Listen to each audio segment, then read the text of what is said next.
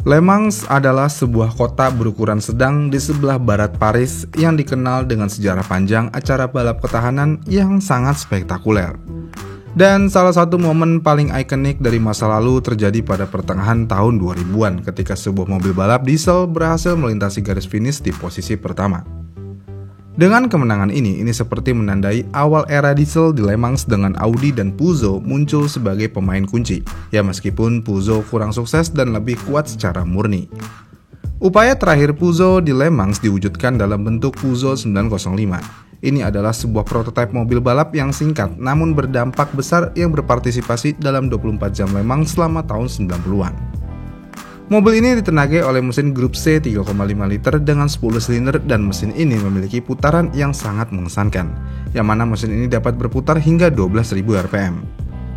Dengan mesin tersebut, Peugeot 905 dapat meraih tempat pertama pada musim 92 dan 93. Tim ini juga berhasil mengamankan posisi kedua dan 2 tempat ketiga selama musim-musim tersebut dengan mengerahkan 3 mobil secara bersamaan. Kemudian selama akhir 90-an hingga awal 2000-an, Porsche dan Audi berhasil mendominasi dunia balap, dan kemudian teknologi diesel mulai menunjukkan keberadaannya pada tahun 2005. Dengan adanya mesin diesel, Peugeot langsung bergabung dengan revolusi diesel dan langsung merancang mesin yang kuat. Audi, yang kala itu berada 1 tahun lebih maju dari kompetitor lainnya termasuk Peugeot, Audi mewujudkan ide ini dan mengikuti balapan di musim 2006 dengan R10 TDI yang sangat revolusioner. Mobil ini menggunakan mesin diesel balap 12 silinder yang belum pernah ada sebelumnya.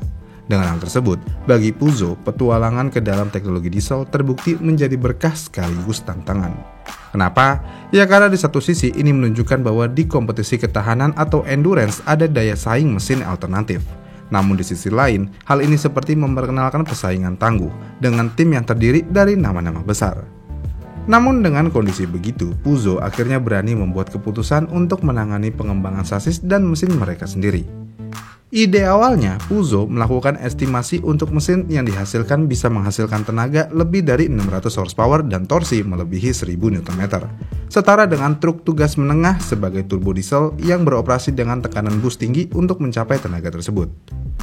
Selain tenaga yang besar, mesin ini juga harus kuat namun ringan untuk mempertahankan performa mobil. Selain itu, Peugeot juga sudah mengetahui bahwa R10 TDI Audi beroperasi dengan tekanan boost 3 bar. Namun Audi R10 hanya menghasilkan tenaga lebih sedikit dari yang seharusnya. Dengan mengetahui kelemahan pesaingnya dan peraturan yang ada, akhirnya Peugeot memaksimalkan peraturan yang ada dengan memungkinkan mereka membuat mesin yang berkapasitas hingga 5,5 liter dengan konfigurasi 12 silinder khusus dengan sudut bank 100 derajat untuk menurunkan pusat gravitasi. Dan mesinnya juga harus menampilkan 2 camshaft overhead ganda dan 4 katup per silinder, menggunakan 2 turbocharger besar dengan twin intercooler dan twin filter partikel diesel. Selain itu semua, mesinnya juga harus memiliki sistem injeksi common rail yang disuplai oleh Bosch, dan sesuai dengan regulasi, 2 pembatas asupan udara mesin 39,9 mm juga dimasukkan. Sangat-sangat menakjubkan mesinnya. Selain itu, di peraturan ini, mobil diesel hanya juga diperbolehkan memiliki tangki bahan bakar sebesar 81 liter. Namun semua itu bukanlah masalah, karena melalui rekayasa dan pengujian ekstensif prototipe silinder tunggal, tim Peugeot ini dapat mencapai output impresif 730 horsepower dan torsi di 1200 Nm di 3000 rpm. Yang berarti, mobil ini memiliki hampir 800 horsepower lebih banyak dari Audi R10 TDI. Nggak sampai itu aja, rentang kinerja optimal mesin ini juga berada di antara 3000 hingga 5000 rpm. Mesin ini seperti sebuah perbedaan dari revolusi F1 3,5 liter. Kemudian dengan adanya output torsi yang sangat substansial, ini tentu aja memerlukan transmisi yang sangat kuat. Yang pada akhirnya Peugeot mengembangkan transmisi khusus untuk mobil ini dan menghasilkan pengembangan transmisi sekuensial 6 percepatan elektrik pneumatik khusus yang ditempatkan dalam aluminium. Dan gearbox ini sangatlah luar biasa di eranya, bahkan bisa dibilang sampai sekarang. Kenapa? Ya karena untuk memindahkan torsi sebesar itu pada kecepatan mesin memerlukan pengembangan kopling multiplate seram metalik. Jadi dengan gearbox ini semua tenaganya bisa tersalurkan dengan sempurna. Selain itu dengan adanya integral dengan suspensi belakang, hal ini membuat koplingnya terlihat bagian ujungnya dan ini dilakukan juga oleh Peugeot untuk memudahkan perawatan atau servis. Dengan spesifikasi yang ada, maka lahirlah Peugeot 908 HDI.